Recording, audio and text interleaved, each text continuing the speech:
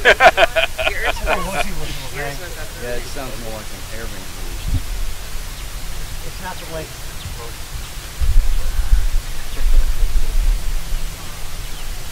I got a smaller rifle than I think more like that. Then I got 7 barrel too.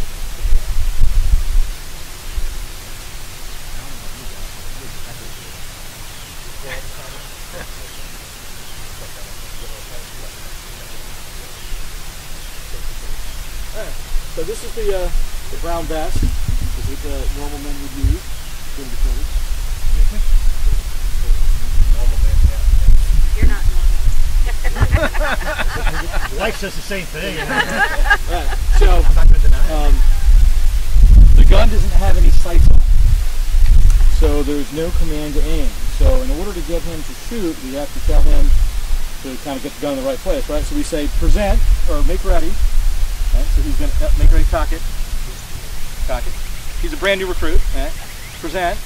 So now he's presenting the end of his musket to the enemy. And then of course the last command is fire. Okay, so prime and reload. Can you do it? Put it on your breast. He's a new recruit, so this is how you see how long it takes. He's going to bite the cartridge. He's going to spit it out. He's going to pour some powder in the little pan. He's going to shut the prison. He's going to cast his weapon about, keeping it. He's going to pour the powder in. This is where he would normally ram, but we're not going to ram. So he's going to go back to the shoulder. And now we could march him around, right? And there would be 68 guys with him in a company, all right next to each other. They're all right-handed because everyone's got to move in the same way. Even if they are left-handed, they're going to be firing right-handed. So then we know we go make ready. He's going to go up and he's going to cock it.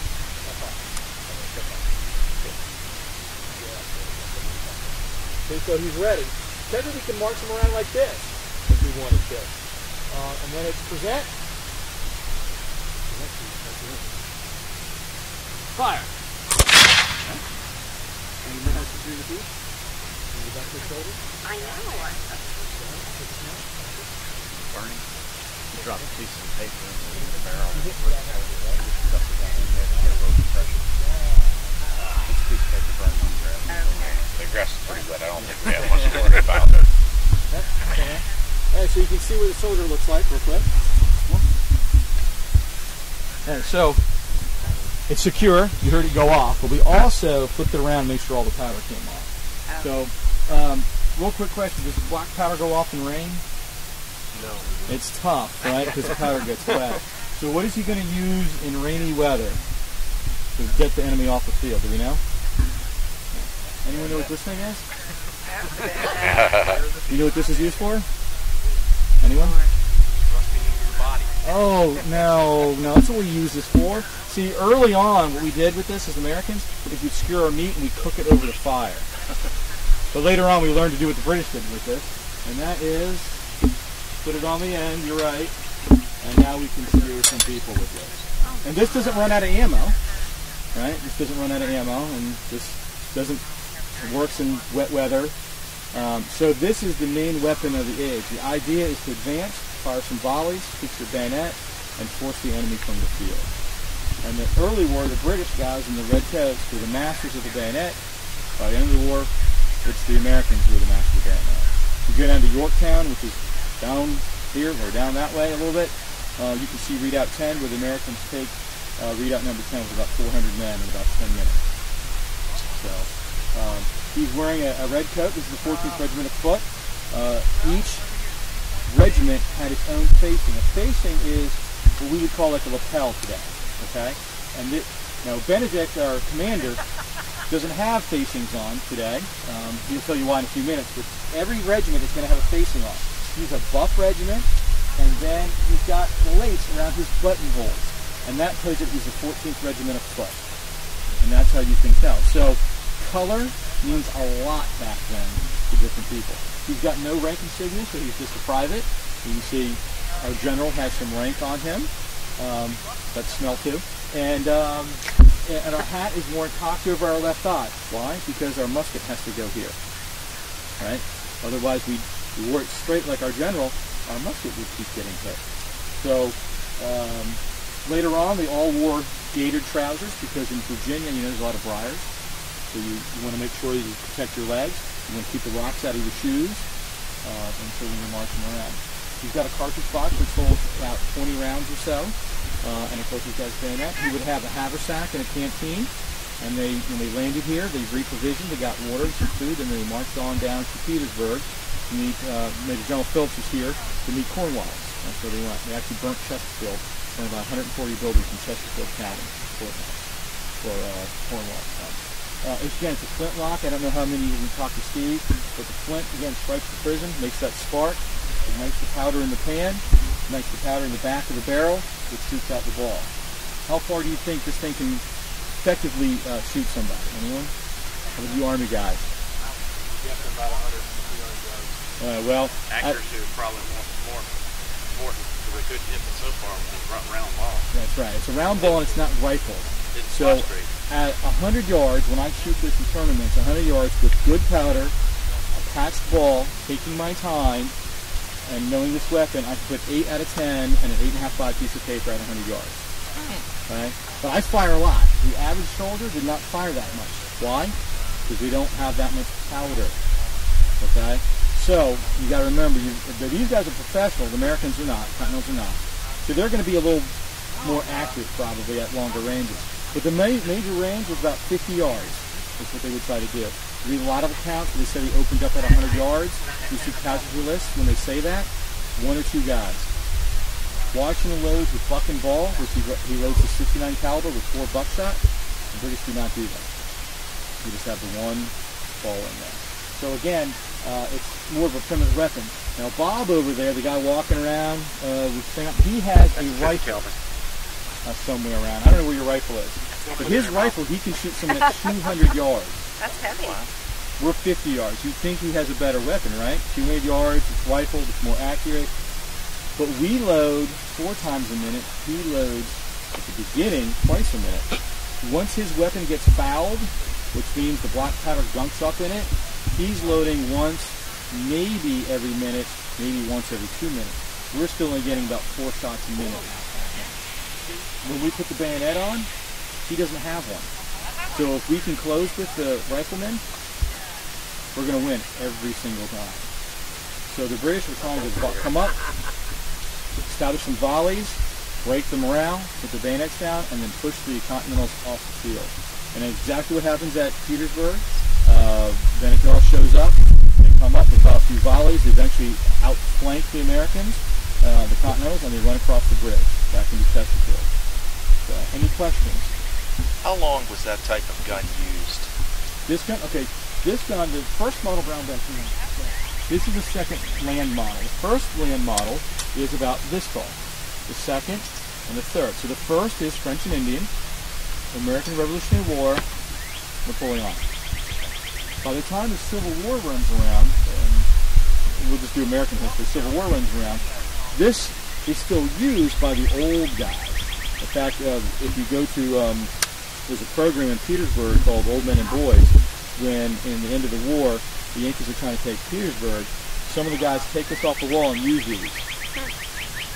But generally what they would have done by then, if they could, they would have taken this off, put a nipple on it, and then put a cap on it. So they would be using a percussion cap, just like what they did in the Civil War. So by 1864, 1860, most flintlocks are gone, and the ones that are left are either being converted or they're hanging over fireplaces. So, the War of 1812, it's almost the exact same weapon, except for it's based off of Charleville, which has 3 bands on it. But it's basically the same idea of the War of 1812. So you think in between 1812 and 1860 is only 50 years. Again, the rifling begins during the Civil War. New firing mechanism begins. So when you look at the casualty list of the Civil War versus Rev War, we have low casualties at 50 to 100 yards. Civil War, we have high casualties at 200 to 300 yards. Because they got rifling, and they're putting each other at longer range. Can I answer your question? Yeah, that's what I wanted to know. Anything else? Anything but the uniform? He's wearing wool. It's really breathable. He's not hot at all, right? Not at all. No.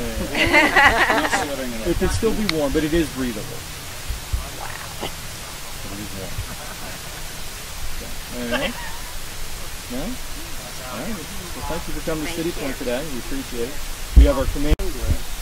Consistently passed me over proclamation to the benefit of men who were far less able than us, mostly also that also because for that reason, and secondly, because the Congress, you know to whom I refer, I think. The moronic gaggle of idiots in Philadelphia. Okay. They have thrown their lot in with the French. Come back. Yeah. Where did anyone get the idea that you could trust the French?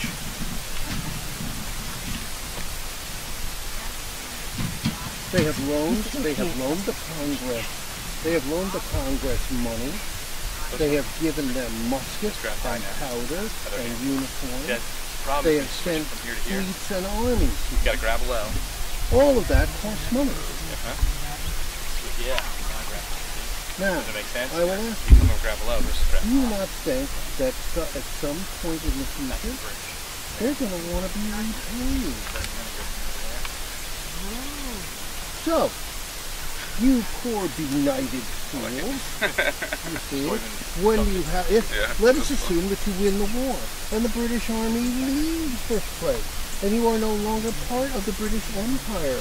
You are no longer sheltered by the British Navy, you see. And not long after you be gone, what will be the next thing that happens? You'll suddenly find yourself with a French fleet off of your shores, demanding that they be paid back the money they loaned you, or they will start taking it. You will very quickly find yourselves to be a French colony. This is the real reason that they have done this. They want to get back here. We cast them out in the last war. They are completely gone from this continent. And the land that they had here weren't worth having anyway. Now they have the chance to get all the best of it. You fools!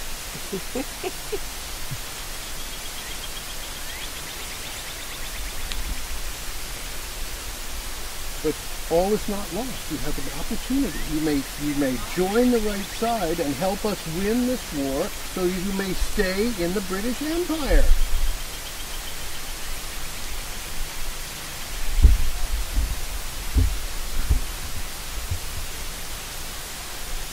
There you go.